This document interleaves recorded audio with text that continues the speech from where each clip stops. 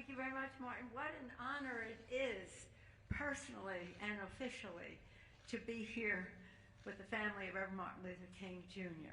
and Coretta Scott King. To hear Yolanda speak about the future and what this all means to young people, how proud her grandparents are.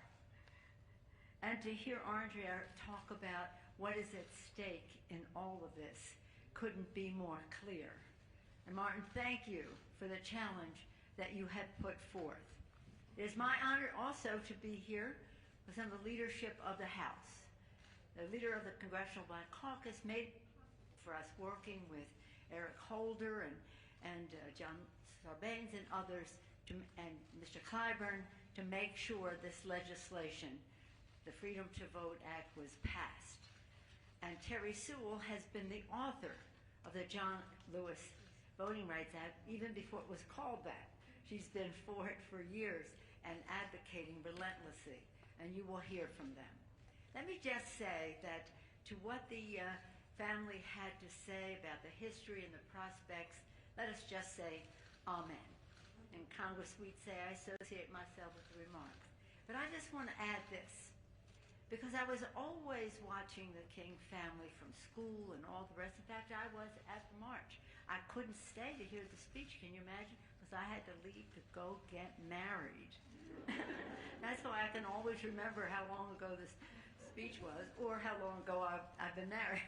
But in any event, Dr. King, Coretta Scott King, and those who were associated with him included our beloved John Lewis. They believed in nonviolence. They traveled, the Kings, to India to study the Mahatma Gandhi principle of nonviolence. The word for nonviolence in Sanskrit, satyagraha, has two meanings.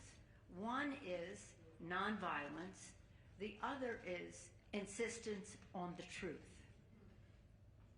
And that's the message they shared with them, brought back, and the rest. And we are insisting on the truth.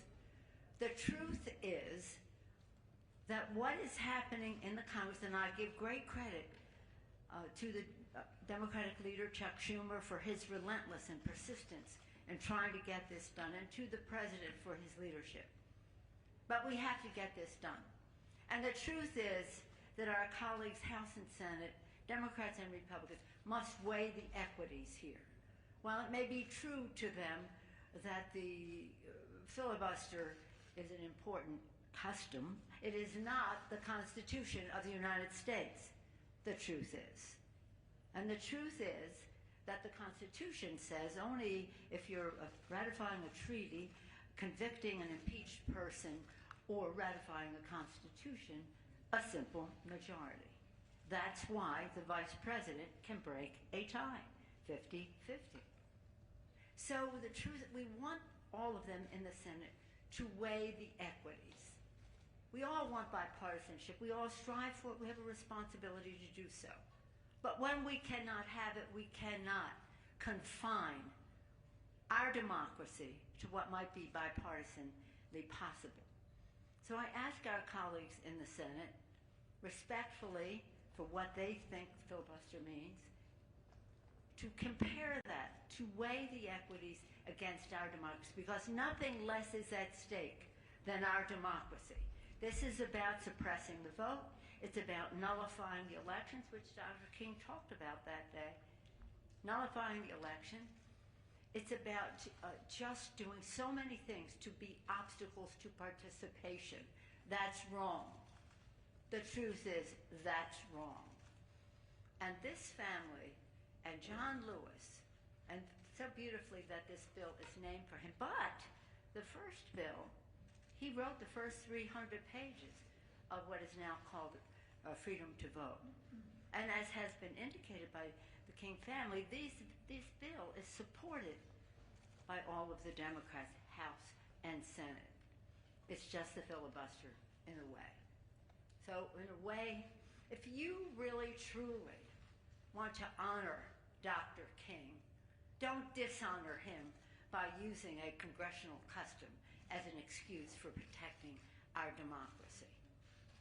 We have no right to honor this family to visit the monument. Imagine 36 years old, left this earth in such a way that he has a monument on the mall along with Abraham Lincoln, George Washington, Thomas Jefferson, all of them with tears in their eyes for the departure from our democracy that is happening right now, unless the truth is acknowledged and this legislation is passed. And with that, I want to yield to our am I introducing?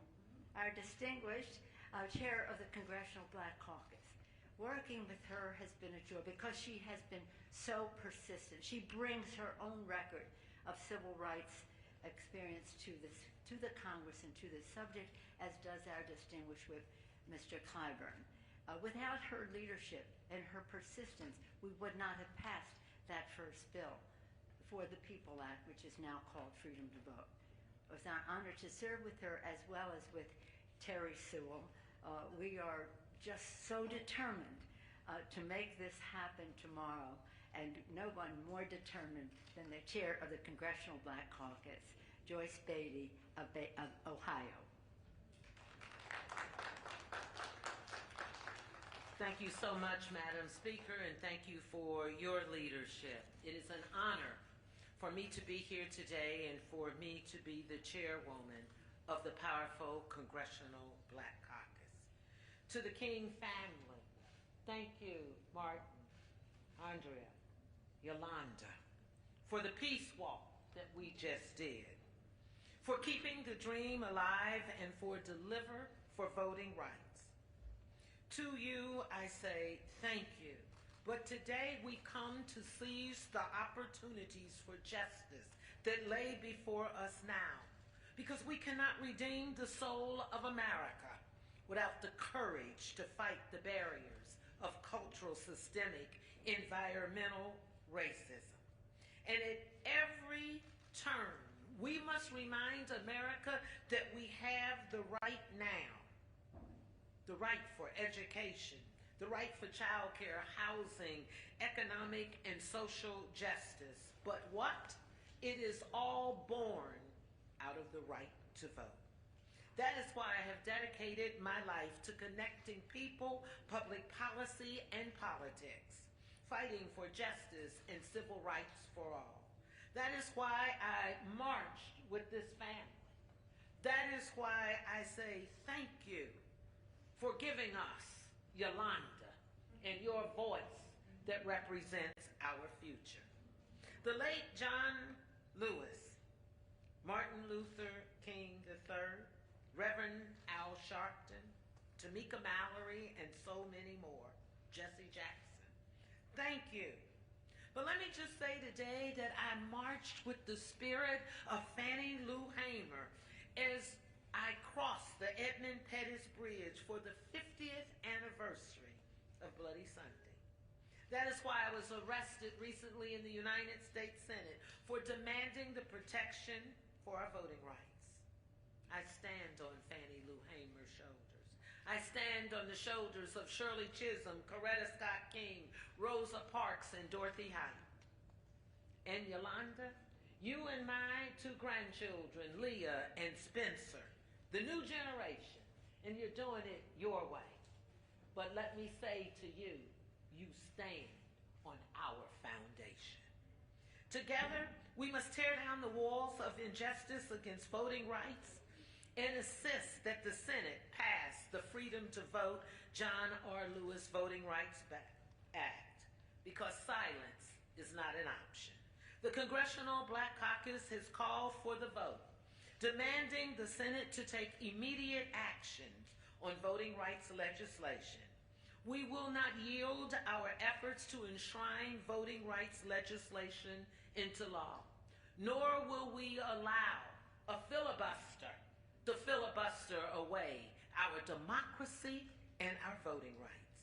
Today, we are speaking to a pained and frustrated nation, but tomorrow and the days to come, we will witness the Senate do its job to call for the vote. But let me say this loudly and clearly. We must draw the line in the sand of justice for any member not standing with us on voting rights. They are obstructionists to the America's promise of freedom and justice, and we must stand against them. The nation must join us and make some noise. Your father and grandfather said, lightning makes no noise, no sound until it strikes. Well, America, today let's make some noise. To this nation, let's stand up and strike back, fight for our voting rights.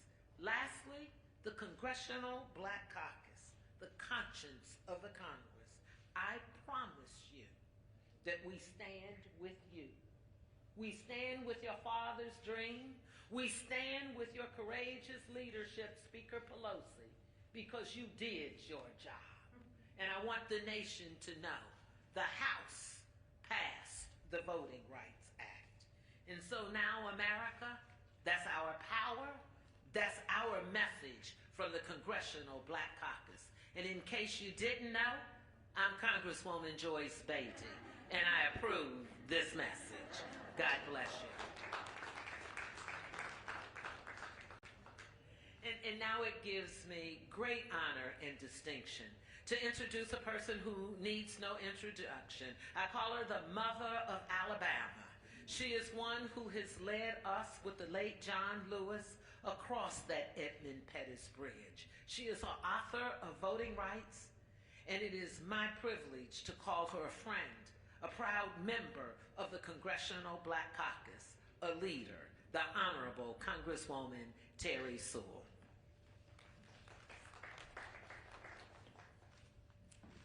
I'm Congresswoman Terry Sewell, and I proudly represent Alabama's 7th Congressional District. It includes the historic cities of Birmingham, Montgomery, and yes, my hometown of Selma, Alabama. You see, voting rights is very personal to me. So many senators, so many legislators, and the King family join us year after year to walk across that bridge to commemorate what happened there on Bloody Sunday. And to say, no more. No more. We are once again at that precipice, an inflection point, if you will. While we no longer have to count how many marbles are in a jar or recite backwards the Declaration of Independence, today's modern-day voting suppression is no less pernicious. Long lines, purging of rolls. The list goes on and on. But today, as we honor Dr. Martin Luther King Jr. and his legacy, it can't be a celebration, as Yolanda said, because we need legislation. We need the Senate to do its job. Almost 6 decades ago, John Lewis and the foot soldiers of the civil rights movement marched, fought, and yes, bled on a bridge for the equal right of all Americans to vote. Their efforts culminated in the passage of the 1965 Voting Rights Act.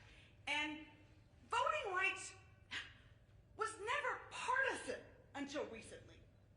The Voting Rights Bill passed 5 times for reauthorization under 4 Republican presidents. But now, we're having a problem called the filibuster. I agree with my colleagues. I agree with the King family. We cannot let a process stand in the way. A process, oh, by the way, that over 150 times have been set aside, and most recently by the raising of the debt ceiling. If we can raise the debt ceiling to protect the full faith and credit of the American government, surely we can pass the John Robert Voting Rights Advancement Act and the Freedom to Vote Act to protect our democracy. I know people are tired and frustrated, and we can be tired and we can be frustrated, but what we can't do is give up. Just think what John Lewis, if he had given up those marchers marching across that bridge, if they had been bludgeoned on that bridge and didn't try to go back for turnaround Tuesday, or ultimately to complete that march, they didn't give up. They didn't give out. Think of Rosa Parks on a bus. Had she not given up, what our lives would have been. It was because of her courage, because of her sacrifice, that we now have integration in interstate transportation and commerce. So I say, let us remember the words of Coretta Scott King. She was profound and prophetic when she said, struggle is a never-ending process. Freedom is never really won. You have to earn it and win it in each generation.